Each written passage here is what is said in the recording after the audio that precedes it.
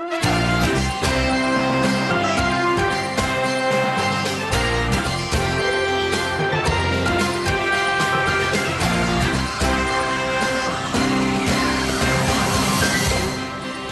afternoon. It's Tuesday, the 20th of January. I'm Laura Cornfield, and this is IBA News, broadcasting from Jerusalem.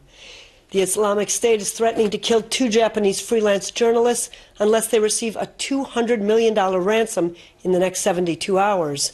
The video released today mirrored other hostage threats and comes as Japanese Prime Minister Shinzo Abe is in Jerusalem during a 5-day visit to the region.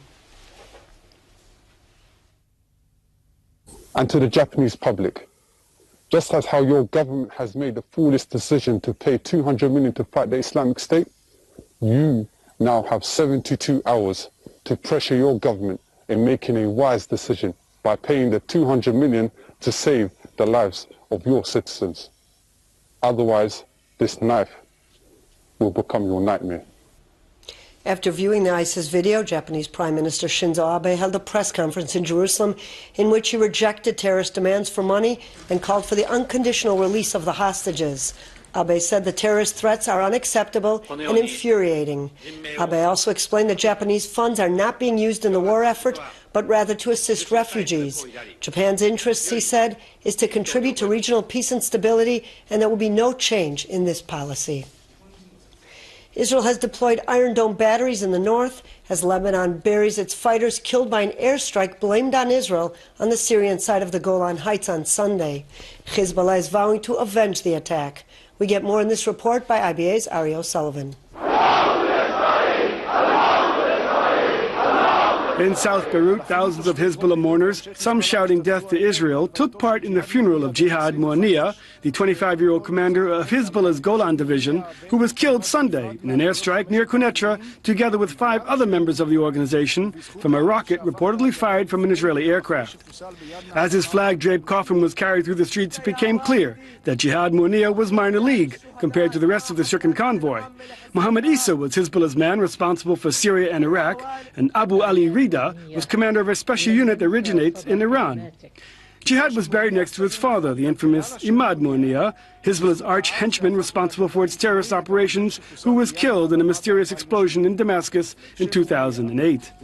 Reports from Lebanon say that at least 6 Iranians were also killed in the attack. Tehran has admitted so far to just 1, General Mohammed Ali al-Dadi, a commander in the Revolutionary Guards who was advising the Assad regime in Syria on combating Islamic Jihad rebels. Iran's Foreign Minister Mohammad Javad Zarif denounced the attack, saying Iran strongly condemns Zionist regime acts of terror against peoples of Lebanon and the resistance movement. The deployment of the Iron Dome battery is out of concern for a vow to avenge the deaths. Farmers were warned to avoid fields adjacent to the Lebanese border, but no other security instructions were given. Today, the Security Cabinet is to meet to discuss the events. A retaliation by Hezbollah is not a question of if, but when and where, says Middle East expert Professor Dan Shuftan. On the one hand, Hezbollah does not want a major war. On the other hand, it will be very difficult for Hezbollah not to respond in any way. So the response I would expect would be something abroad or something, again, under the radar, not a major missile attack and rocket attack on Israel, which Hezbollah is capable of doing, but the Iranians are not interested in. Last night, the Al Mayadeen website released a fabricated video of a massive rocket attack on Israeli cities with the warning, payback is on the way. Ari O'Sullivan for IBA News. Without referring directly to this week's attack in Syria, Prime Minister Benjamin Netanyahu says that Israel will do whatever is necessary to defend itself, wherever and whenever it needs to do so. Netanyahu made the comments during a press conference last night with visiting Japanese Prime Minister Shinzo Abe. We are 2 peace-loving democracies that face formidable threats from nearby rogue states. Both Iran and North Korea are governed by ruthless and extreme dictatorships, states that seek to bully and intimidate their neighbors, and in our case, to actually eradicate us from the face of the earth. Iran and North Korea have aggressive military nuclear programs, and they're both developing nuclear weapons and the means to deliver them, ballistic missiles. Mr. Prime Minister, you and I are both committed to peace and security. This is a characteristic of both Japan and Israel. We've been wounded by a war. We know the costs of war and the pain of war. We know the blessings of peace. Israel seeks peace with all its neighbors. We know in our region that peace and security are intertwined. And if we cannot defend our security against those who would threaten us and seek to attack us, and do attack us, then there will be no peace. Israel is adamant that it will have the right to defend itself against all those who wish to propagate terror and other attacks against its citizens, against its territory. We will not have our hands tied by anyone, including the ICC. We will do what is necessary to defend ourselves wherever we need to do so. Thousands of Argentinians have taken to the street to protest the unexplained death of Alberto Nisman, the special prosecutor in the 1994 bombing of the Jewish Center. Here with more is Alexandra Jen. Alexandra?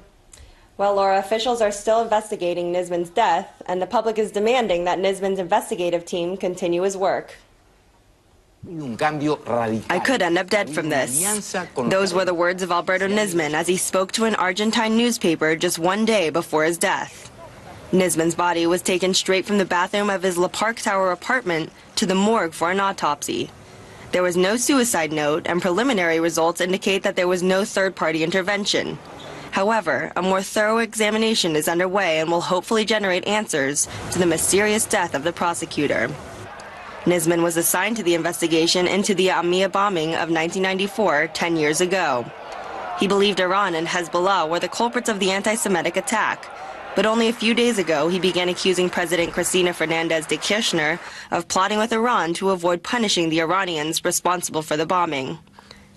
Nisman was prepared to explain his accusations at the congressional hearing, which was to take place a few hours after he was found dead. He claimed to have recordings of telephone conversations about the cover-up. Fernandez's defense said they were ready to grill Nisman about the charges. And to prove that she had nothing to hide, Fernandez declassified documents that Nisman had requested a few days prior. The people of Argentina are enraged and they want answers.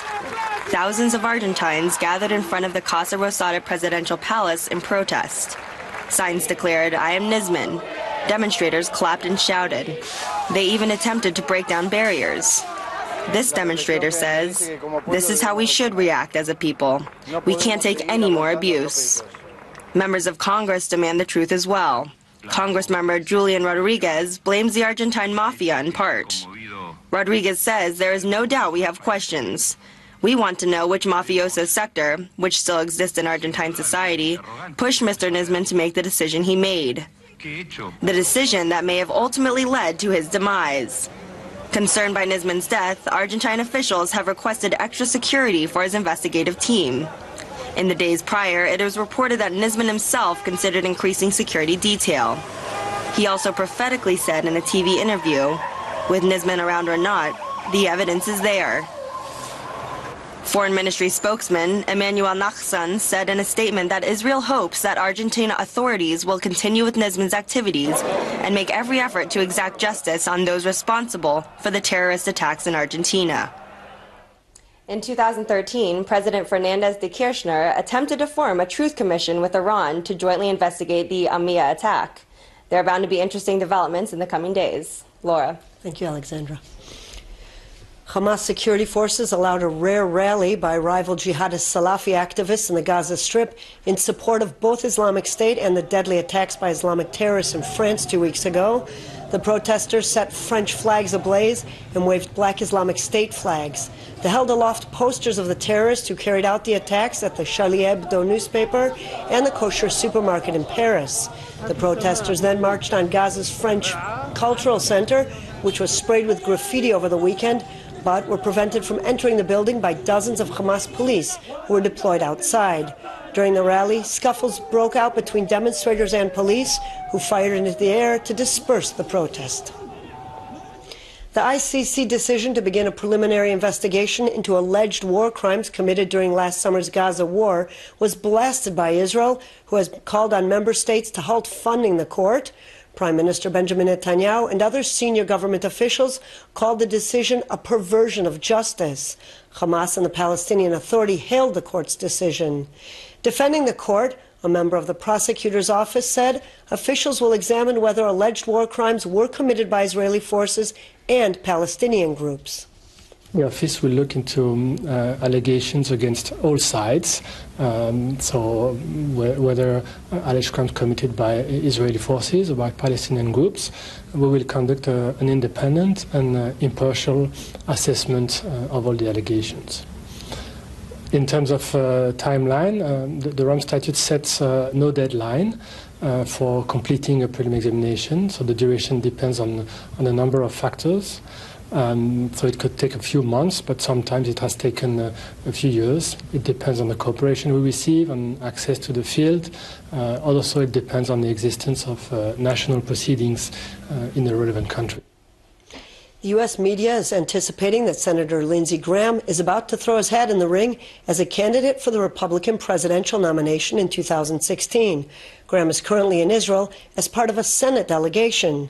During a wide-ranging press conference, Graham warned the Palestinians against pursuing membership in the International Criminal Court, vowed new sanctions if there's no nuclear agreement between Iran and the P5+1, and called for a more serious campaign against Islamic extremists. The international organizations that are basically declaring war on Israel's existence are going to be met head-on with the Congress. We already have legislation in being that would cut off aid to the Palestinians if they filed a complaint.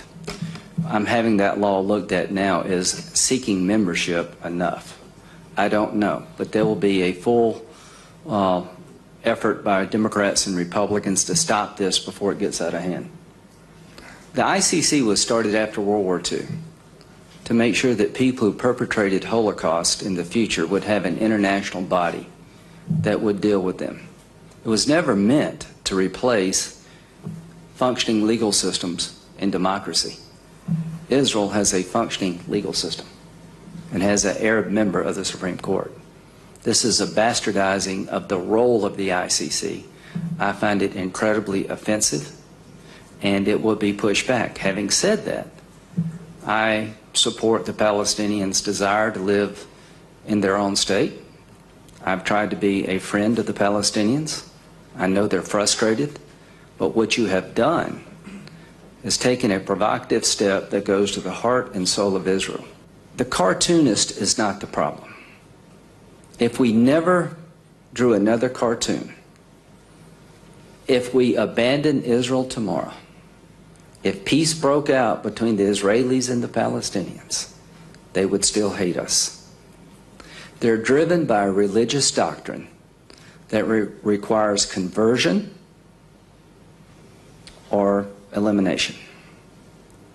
If you don't understand that, you will make some bad policy choices.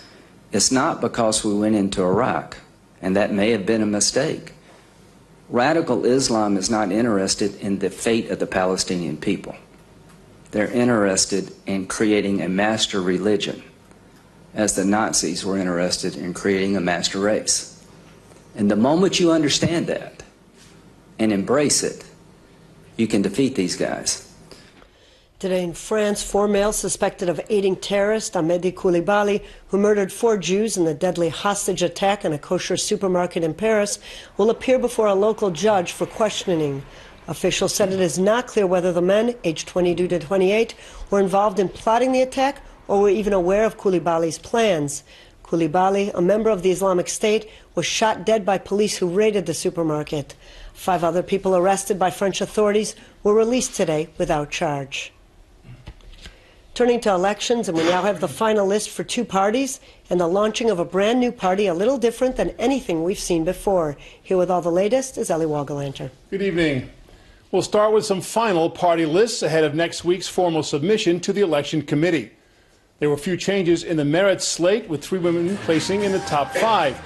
Party leader Zahava Galon was first on the list, followed by MKs Ilan Gilon, Isawi Frege, Michal Rosen, and Tamar Zandberg.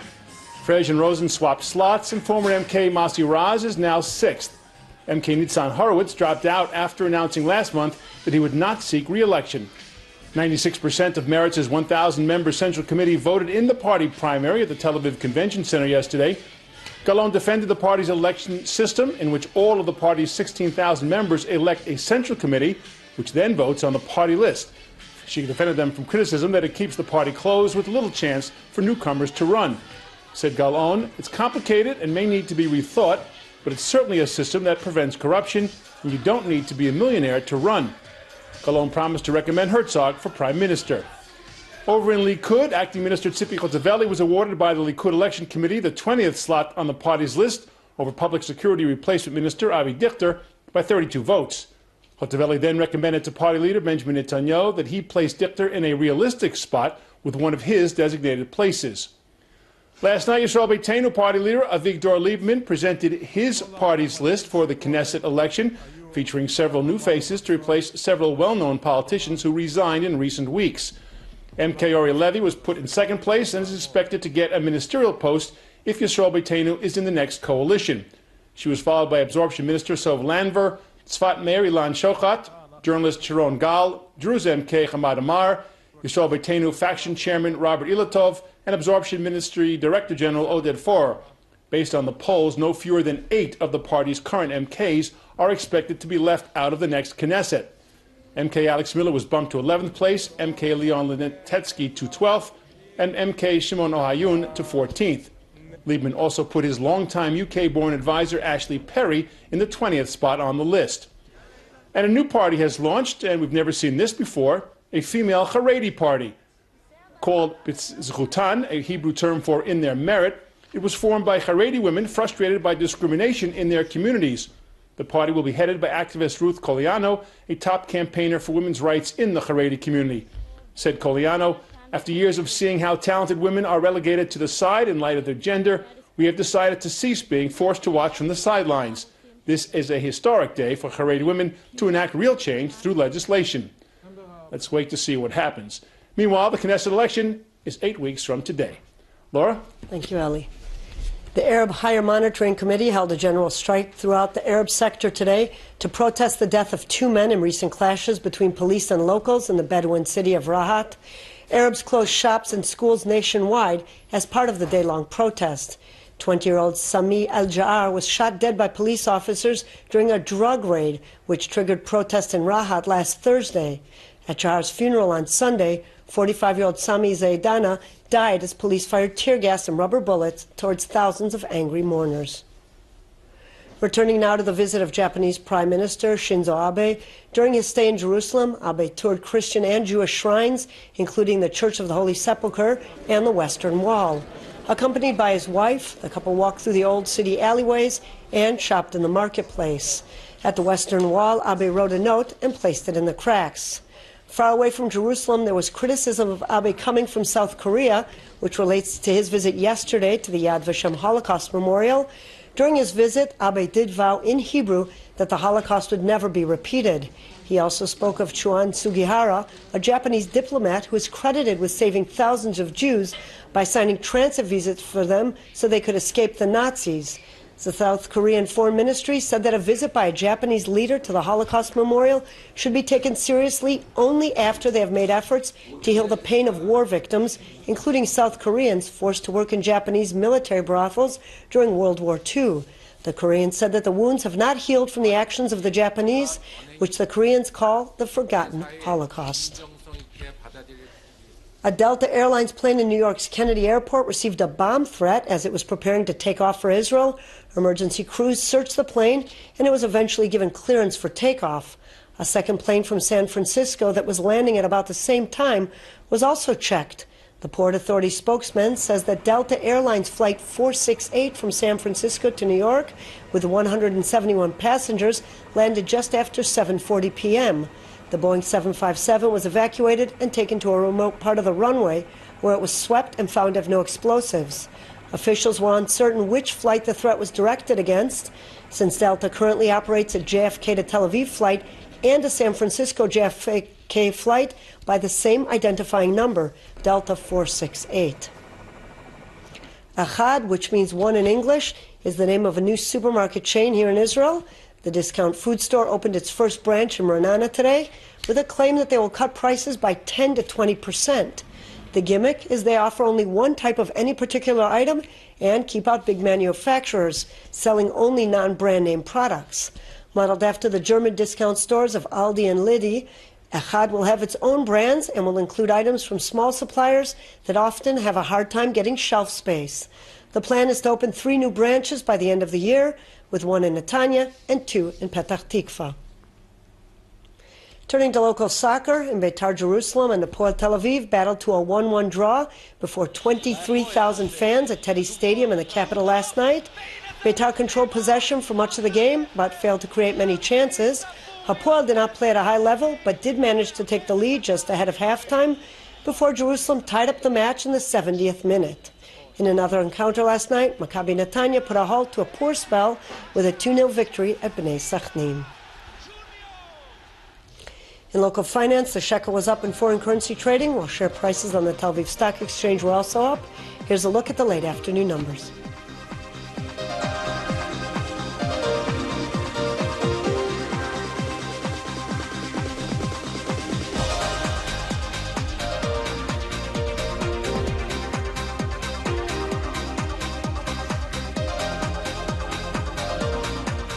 Turning to the weather forecast, and a rise in temperatures is predicted tomorrow. Here are the highs and lows for the next 24 hours at home and abroad.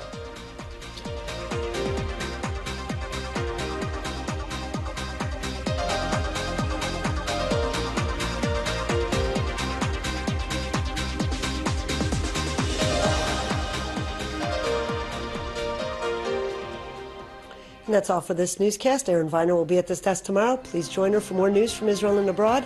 Until then, I'm Laura Kornfield, wishing you a good evening and shalom from Jerusalem.